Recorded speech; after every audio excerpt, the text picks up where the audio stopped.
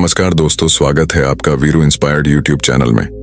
ज्यादा बोलने की बीमारी इंसान को अक्सर परेशानी में डाल देता है। कुछ लोग जीवन में अत्यधिक बोलते हैं, हर समय बकबक करते रहते हैं और अपने आप को बहुत ही बुद्धिमान समझते हैं। लेकिन सच्ची बुद्धि वाले व्यक्ति हमेशा शांत रहते हैं और सोचते हैं कि उन्हें कम से कम बोलना पड़े। बेवकूफ व्यक्ति बहुत बोलता है और कभी भी शांत नहीं रहता। उसकी जुबान हमेशा चलती रहती है और वह बिना सोचे समझे कुछ न कुछ बोलता रहता है और कभी कभी तो ज्यादा बोलने से वह खुद को ही दुखी कर लेता है। इसीलिए हमें शांत रहने की आदत डालनी चाहिए। प्राचीन समय की बात है, जब पुराने जापान के सबसे बड़े और प्रसिद्ध बौद्ध मठ में एक युवा बौद्ध भिक्षु निवास करता था। वह उस समय के सबसे मशहूर जैन मास्टर के शिष्य भी था।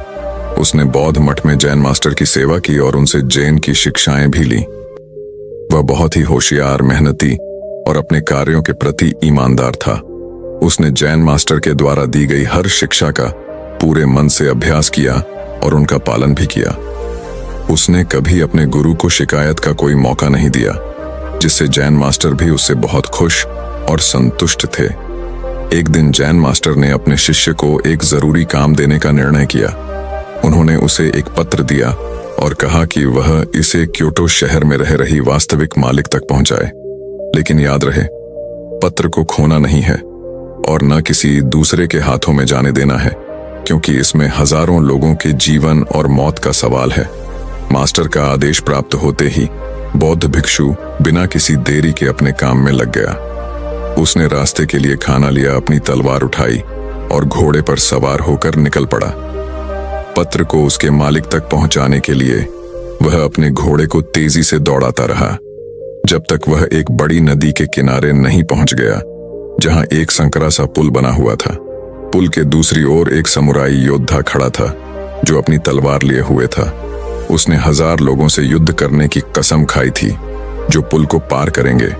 जितने भी लोग उस पुल को पार करके जाना चाहते हैं, उन्हें पहले युद्ध करना होता है।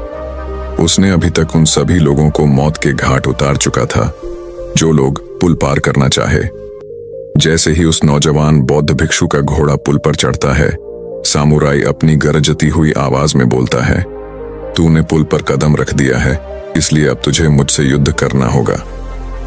सामुराई अपनी तलवार निकालकर उससे बोला, मरने के लिए तैयार हो जा। बौद्ध भिक्षु अंदर ही अंदर बहुत डर गया, लेकिन तभी उसे अपने गुरु की बात याद आई कि पत्र बहुत महत्वपूर्ण है और उसे किसी दूसरे के हाथ नहीं जाने देना चाहिए।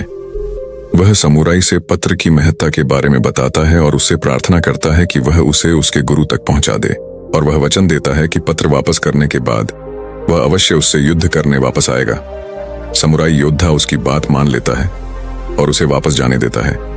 वह पूरे रास्ते भर उस पुल पर हुई घटना के बारे में सोचते सोचते वह कब कुटिया पहुंच जाता है, उसे पता ही नहीं चलता। कुटिया पहुंचते ही उसने तत्काल जैन मास्टर के पास जाकर उन्हें सभी घटनाओं का विवरण दिया, ये उम्मीद करते हुए कि गुरु उसकी सहायता करेंगे। लेकिन जब मास्टर ने सारी बात सुन लिया तो उन्होंने केवल इतना कहा, मेरे पास ऐसा कोई उपाय नहीं है जिससे तुम एक समुराई योद्धा को पराजित कर सको। तुम्हारी मृत्यु निश्चित है, लेकिन मैं तुम्हें मृत्यु का सामना करने का सबसे अच्छा तरीका जरूर बता सकता हूं। जब तुम उस पुल पर पहुंचो, अपनी तलवार को अपने सिर के ऊपर उठाना और आंखें बंद कर लेना। पूरी शांति के साथ खड़े होकर प्रतीक्षा करना। जब तुम्हें महसूस हो कि कुछ ठंडी चीज तुम्हारी खोपड़ी को छू रही है, तो यही तुम्हारी मृत्यु है। उसके बाद नौजवान बौद्ध भिक्षु दोबारा अपने सफर पर निकल पड़ता है। इस बार वह पूरी तरह से तैयार था अपनी मौत का सामना करने के लिए। उसके अंदर कोई घबराहट नहीं थी और ना ही किसी प्रकार का डर। जैसा मास्टर ने उससे कहा था, वह ठीक वैसा ही करता है। उसने अपने दोनों हाथों से तलवार को सिर के ऊपर उठाया और आंख बंद करके मौत की ठंडी तलवार की प्रतीक्षा करने लगता। समुराई उस नौजवान बौद्ध भिक्षु को ऐसी अवस्था में देखकर समझ जाता है कि वह एक सच्चे महान गुरु से मिलकर आया है, क्योंकि उसने आज से पहले आंख बंद किए हुए तलवारबाजी की ऐसी मुद्रा और लड़ाई से पहले चेहरे पर इतनी शांति कभी नहीं देखी थी। उसने ध्यान से देखा, उसके चेहरे पर न तो मौत का डर था और न ही किसी प्रकार की कोई घबराहट।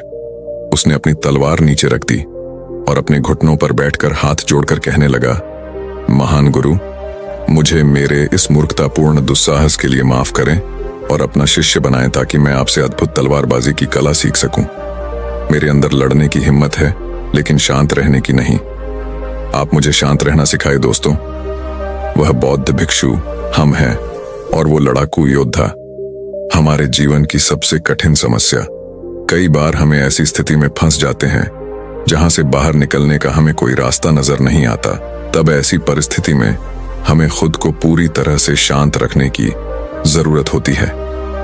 सोचिए, अगर उस जवान बौद्ध भिक्षु ने उसके सामने अपने प्राणों की भीख मांगता या उसके सामने रोया होता तो बहुत बड़ी संभावना थी कि समुराई उस पर हंसने लगता और अगले कुछ ही पल में उसे टुकड़ों में काट देता।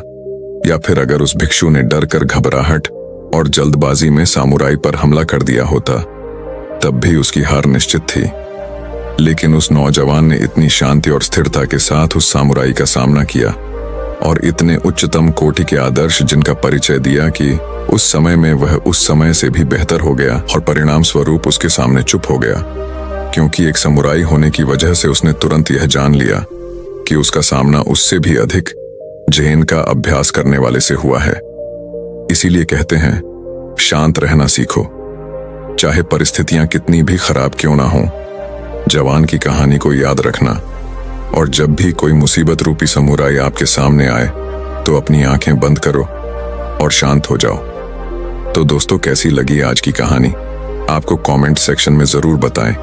और अगर ये कहानी आपको अच्छी लगी हो तो वीडियो को लाइक करके वीरू इंस्पायर्ड यूट्यूब चैनल को सब्सक्राइब कर लीजिए। हम ऐसे ही ज्ञानवर्धक कहानियां लाते रहेंगे। दोस्तों, मिलते हैं एक नए वीडियो में, तब तक के लिए धन्यवाद।